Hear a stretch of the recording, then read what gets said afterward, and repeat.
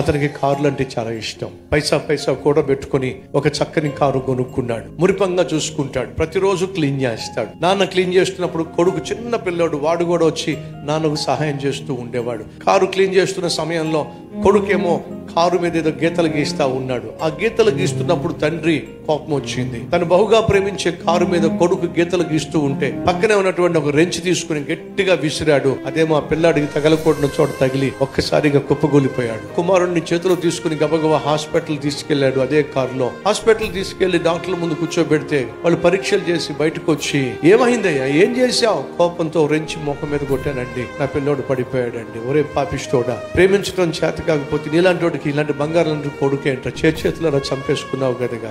ఆ మాట విన్నటువంటి భార్య అక్కడికక్కడే గుండె ఆగిపోయి చచ్చిపోయిందండి. కొడుకును పోగొట్టుకున్నాడు, భార్యను పోగొట్టుకున్నాడు, తలకే గోడకేసి కొట్టుకుంటున్నాడు.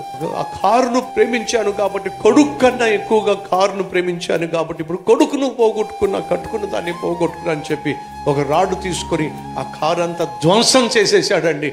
ఆ ధ్వంసం చేస్తూ ఇంతకీ నా కొడుకు చివరిగా గీసిన గీతలు ఏంటో చూద్దామని చెప్పి ఆ గీతలను చూడడానికి వెళ్తే అక్కడేమో తెలుసా, డాడీ నువ్వంటే నాకు చాలా ఇష్టం డాడీ అని రాశాడండి పెన్సిల్తో. ఆ పిల్లవాడి యొక్క ప్రేమను అర్థం చేసుకోక, అపార్థం చేసుకొని ప్రాణంగా ప్రేమించిన పిల్లవాడిని చంపేసేసరికి వాడికి ఏం చేయాలో అర్థం కాక పిచ్చోడైపోయాడండి.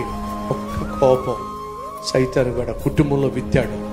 ఒక్క కోపం ఆ మనిషిలో విత్తాడు. ఆ కోపం ఏం చేసింది?